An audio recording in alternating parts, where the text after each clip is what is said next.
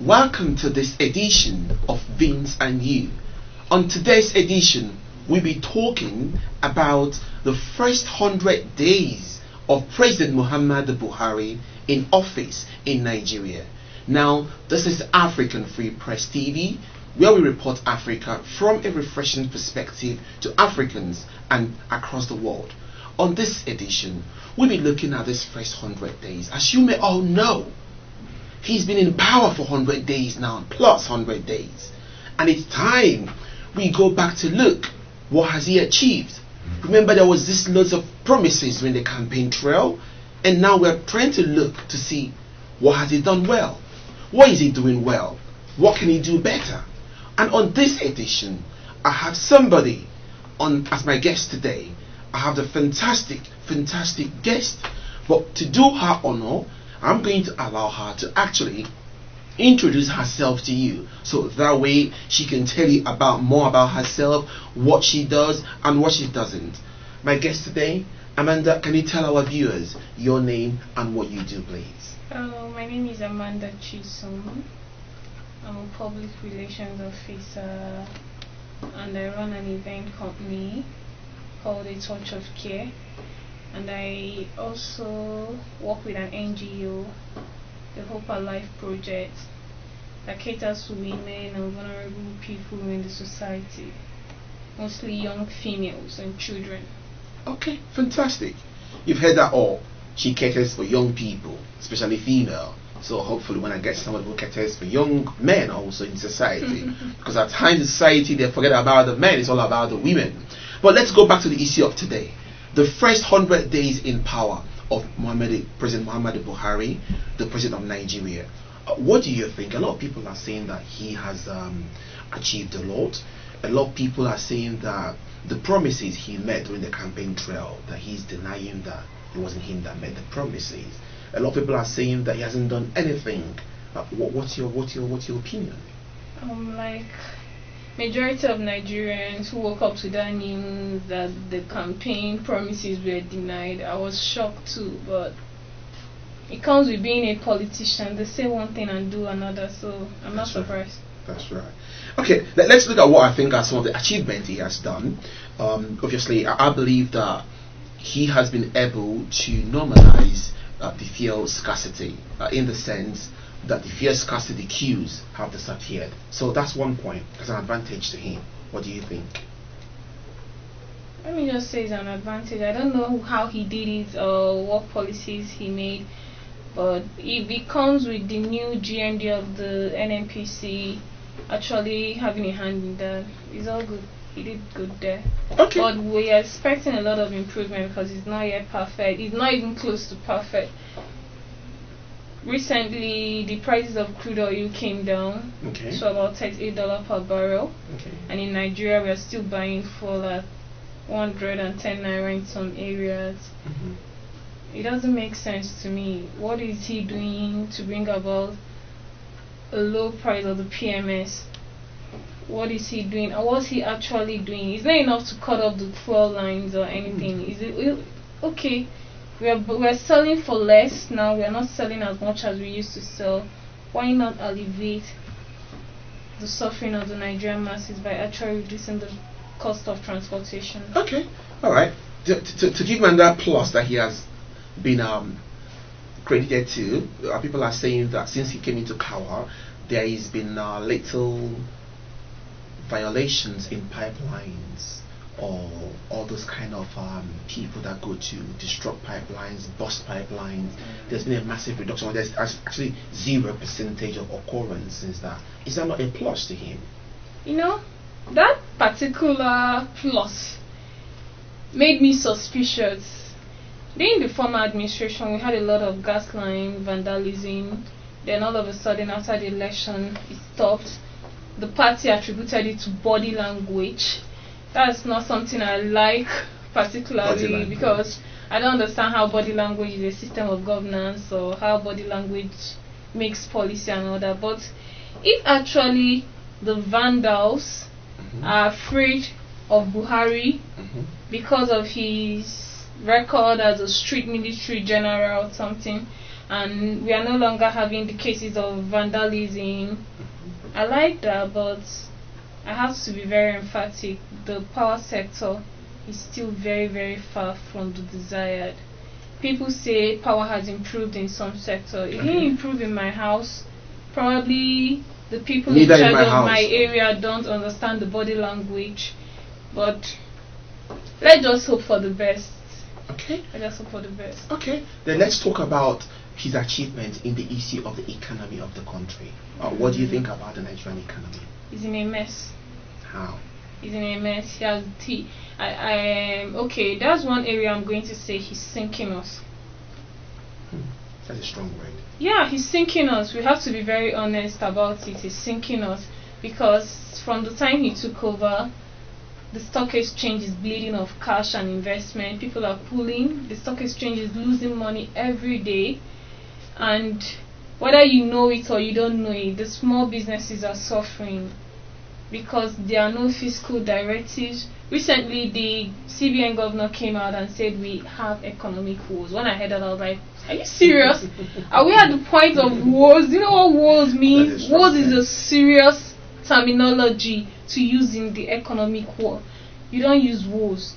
If you use woes, that means we are in serious, as in we are in a very serious mess. That's right. What is he doing? You have a president that took over office as of May 2019. Now, for some reason, people said, oh, he needs to take his time and appoint his ministers. I'm a bureaucrat. I don't understand that. If I want to run for the president of Nigeria, I already know who I want to work with. That's right. It shows you are focused, you know where you're going. I expected General Mohammed Buhari to have those things ready. We lack physical directives. The country is sinking right now because there are no people to pilot the economic affairs. It's over 3 months. 3 months in a year is a big deal, and we do not have economic policies. What are your plans to take Nigeria to the forefront? It's not enough to be the giant of Africa. That's right. We also have to dominate as the giant economy. The past administration had us as #1 economy in Africa, and right now the investors are going to Ethiopia, Kenya. It's very bad. The small businesses are sinking every day. Workers are being sacked. Job employment is down. The economy has gone from a 6-point-something index to a 2-point-something. What are the plans? So if it comes to economic achievement, I'm giving General Muhammad Buhari a 0. You heard that he's giving our president a 0 when it comes to economic activities. Let's talk about the issue of fighting corruption. I think a lot of the parts of the world are saying that now you've got a czar who is very strict, who wants to fight corruption in Nigeria, who wants to actually get the looters. What's your perspective in this? Because personally, it has pros and cons in my head, but let's hear your perspective in this. Corruption is a serious thing. It undermines development in every sector.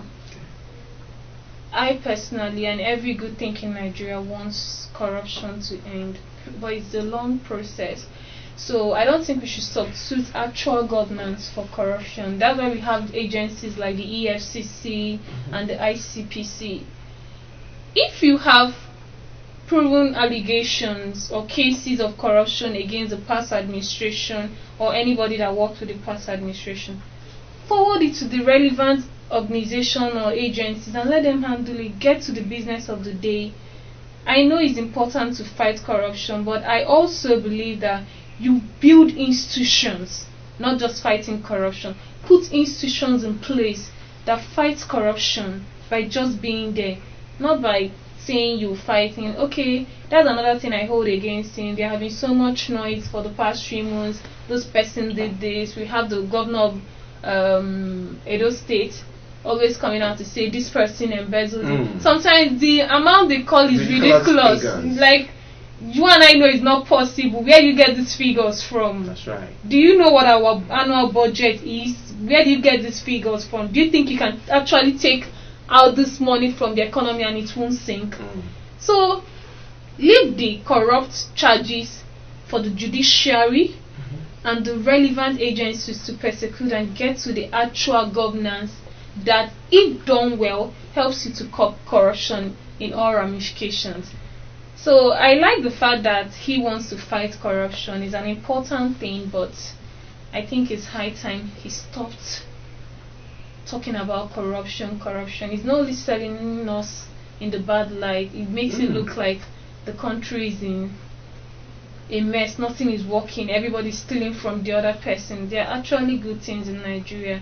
Portray them and leave the corruption to the right agencies to fight. Alright, so what you're actually saying is like the more he portrays us about that I'm fighting corruption, it makes people to think that Nigeria is all about corruption. Yes, we've got that as a problem in Nigeria, but it's not the only country in the world that have got corruption as a problem. Every country in the world is corrupt. Definitely. Let's look at the issue of insurgency. Alright, the fight against insurgency. He's now finally giving us chief army staff. We've got all the naval staff, all the chiefs are there. We've got, the old IGP is still there, and now we've got this 3 months deadline that is going to curb insurgency in 3 months. Yeah, before December. Yeah. So obviously, what do you think? But on the other side, we are hearing about the increase in the spate of bombing since it took over. We've seen lots of young girls being used as terrorist bombers. We've seen, even on Friday last, there was a bombing that killed lots of people in Nigeria. Yeah. What do you think about his fight against the insurgency group? I don't know really about that fight. I think terrorism is a global problem, no matter how you want to look at it. So many people have come out to say the Nigerian terrorism, Boko Haram, was premeditated to disorganize the government of the former president, Goodluck Jonathan. I don't believe that. I don't know whether I'm wrong in believing that, but I personally don't believe that. You can't say that ISIS was formed to bring down the Syrian government. Maybe or Al Qaeda. You don't know these things. I'm not one of them, so I can't actually say that this is what happened. But from my perspective, Boko Haram is a serious problem because many people see that it's a northern problem, but one day when they are done with the northerners, they might actually move to the south. And that's when it becomes a serious problem and everybody sits up. And because those usually killed in the insurgency are basically ordinary Nigerians striving to get their daily bread. They are the ones who go to the market. The big men don't go to the market. That's right. If you drop a bomb in the National Assembly, insurgency will end in 1 month. I'm telling you.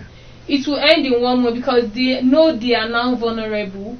Now they are now vulnerable. They hear it because it happens to the poor people. General Muhammad Buhari has done his bit by getting the chief of staff, moving the command to Maiduguri. I've not seen how that has helped. It's left for the army to give us an intent and say, oh, this is what we have done, this is what we have not done. I'm a strong advocate for the Nigerian military. I support our troops to the core. So I'm not going to come and say they don't do anything. Those men stake their life every day for us to sleep at night. So I'm not going to undermine their efforts.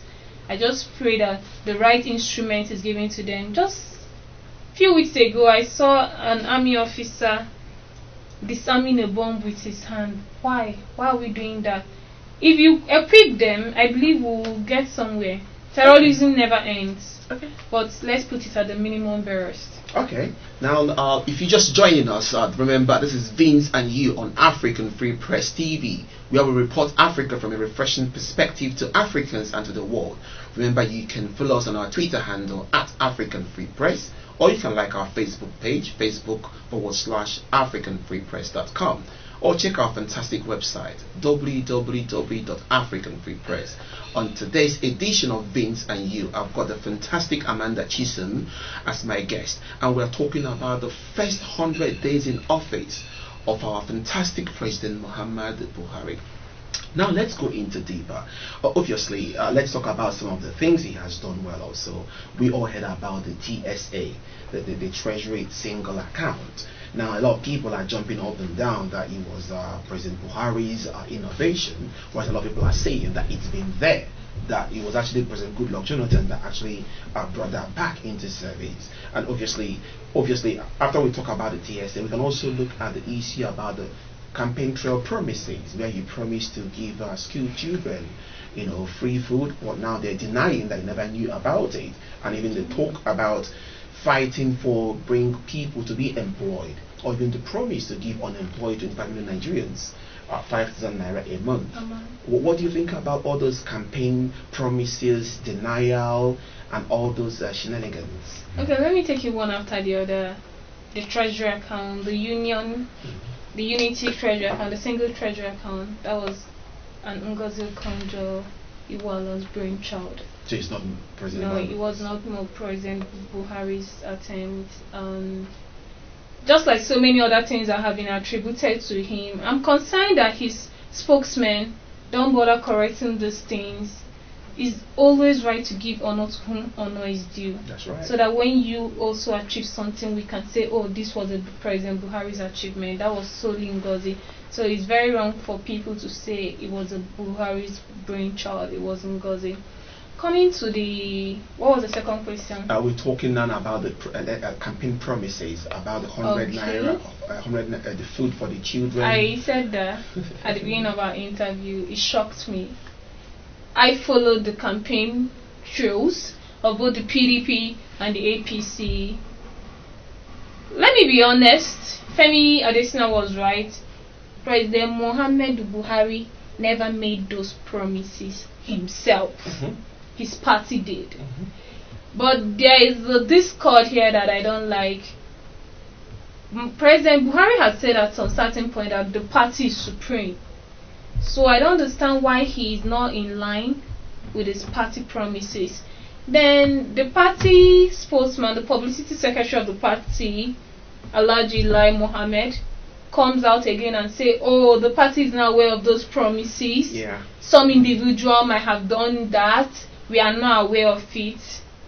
My question is, so what actually did President Muhammadu Buhari promise Nigeria? Let us get that clear. If you say he did not promise to feed school children, he did not promise to pay 5,000 allowance, what did you promise? Did we actually vote someone who did not make any promises at all? So correct. It's a vital question Nigeria needs to ask themselves. What actually did this man promise if he said he didn't promise it? It's wrong to say someone said something when they didn't say it, so I can't hold that against him. Okay. But I saw those posters, I saw the billboards, I actually read and also heard while on TV the Vice President Yemi Osibanjo confirming that they had plans to feed school children a meal per day. Is there a kind of discord between the Vice President and the President? The Vice President says one thing, and the President does another thing. So I think, as much as I'm shocked and the whole nation is shocked at the denial of those promises, it's about time the President came out and told us that these are the things I can do for Nigerians, and these are the things I will do. Okay, that's just it. Fantastic. But before we conclude, I've got my last two questions for you. The first one will be, look, being somebody who is an advocate for youth and an advocate for young women, the first one about what do you think that the current government has done to support the so-called search for the Chibok girls, right? Because when I say so-called, some school of thought believe that that was a scam, that nobody's actually missing. Some other school of thought believe it's actually true that those Chibok girls are actually missing. That's on one side. On the other side, unemployment of the youth in Nigeria. What is he doing about it? What has he supposed to be doing? With the case of the Chibok girls, I have not been to Chibok. I don't know the parents of the so-called girls. Okay. I'm not their principal. Okay. I don't have any proof they were kidnapped. Okay. Or they were not kidnapped. Okay. That we have those people who were involved in this thing still serving a second term. Actually, if there was actually a kidnap, because honestly, to be honest, I have a mixed feeling about it, because those are young girls. What if they were actually kidnapped and we are all taking it as a joke? and what they were not. But if they were, why do we have people like the present governor of Borno State still in power? You let those girls get into that mess. Why are you still there? What has been done to the principal of that school? Why would you keep young girls in a school without security? It was a shady thing, so I didn't want to get involved. But if these girls are missing, I don't think enough has been done to rescue them. It's not enough for Obi Ezekwesili to come on Twitter and shout, "Return the girls, return the girls, return the girls." What are you doing to make sure these girls are returned? Why is the Nigerian army not following up on intels? That was yesterday. Senator Shehu Sani from Kaduna State said the girls were still alive and they were okay. Let's believe they are alive and they are okay. He now says he's negotiating. He's trying to convince the president to negotiate with them. No self-respecting country negotiates with terrorists. That's right. Spot on. Spot on. No self-respecting country negotiates with terrorists. What are the plans to rescue these girls? I hope they are rescued. I'll be very happy they are rescued and returned to their family base. So Chibok girls issue is something I rarely talk about because my opinions are mixed and all over the place. Coming to unemployment, recently the Bureau of Statistics told us employments are down by 69%. 69%. 69%. That's quite huge. It's huge. It's very huge and it's disappointing. There's a global economic decline that might actually affect the rest of the world. But I believe with the proper economic policies and directives that Nigeria, with all our resources, the human resources and everything, if well capitalized and used, can actually maintain us for a long time without the oil dependency. Now we have small businesses sinking because we are an import dependent economy, and we have this issue of the dollar directives, that the physical directives that the central bank is trying to pull, which I really think is stupid. You don't just pull those things out of nowhere. But I believe it will work at the long run. They are the right path, just using the wrong method.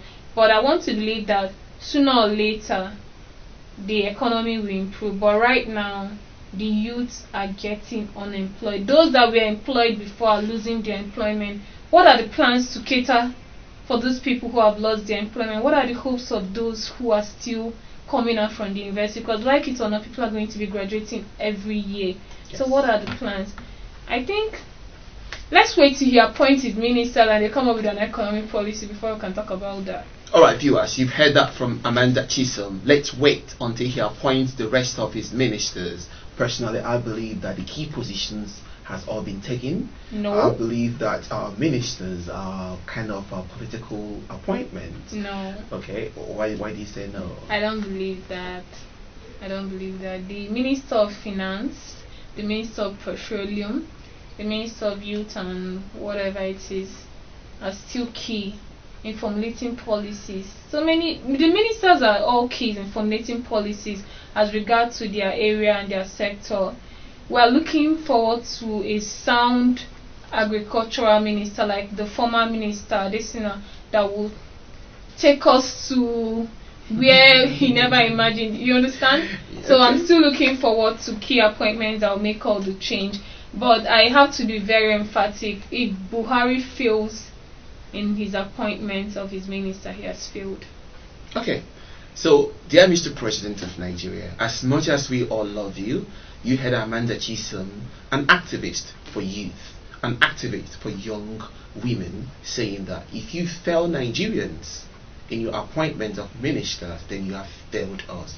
Please do not fail us, because we need you, we love you, we wish you all the best as our president, and we want you to keep making Nigeria better.